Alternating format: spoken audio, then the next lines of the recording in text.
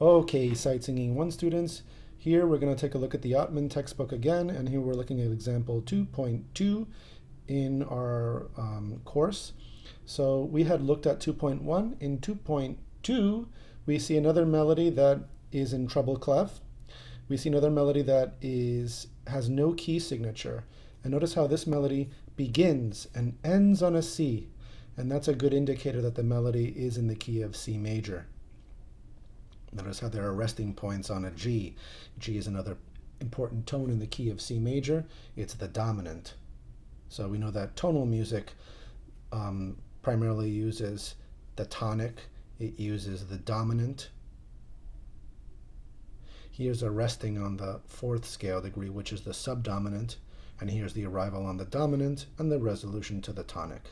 These upside down V's, these are caret symbols. They indicate the scale degree in a key.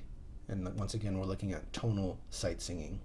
And for this approach, we're going to use our movable do system, where C is, the tonic is always do. If you were using a fixed do system, C would always be do. Let's refer back to the opening of the piece. Now we see that we're in a time signature that is in 3/4 time, 3 quarter notes per measure. And here are your 3 quarter notes, and here's your dotted quarter note. Dotted quarter notes, we now get how many counts? 3 counts. So be sure to hold this out for 3 full counts. We also learned that there are these phrase markings. They're also known as slurs. You should not breathe during these phrase markings, but breathe before the next phrase. So in essence, what we're going to have to do is shortchange the value of this dotted half note, and probably in this tempo, remove one of the beats of it. So make it into a quarter note and then add a quarter rest. So we will breathe on the entire third beat in this tempo, because you do need to breathe. And you do not breathe during this phrase. Okay, so let's take a look at a performance of this. So once again, take out your pitch wheel. We're in the key of C major. You locate C, and you play a C. You can also use a keyboard if you'd like. There's your high do, but notice how this melody begins on a high do, and it ends on a low do. So it's displaced by 1 octave. So you really do need to begin up in your upper register. So do, ti, la, sol.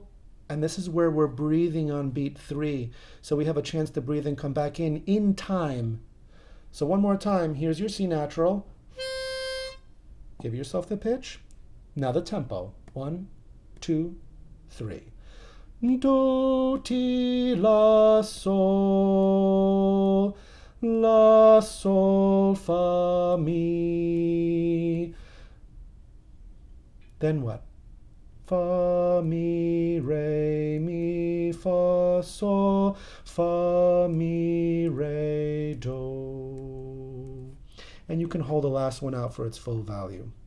What I do want to get you used to doing is using a tall pronunciation and vowel shape for all of your syllables.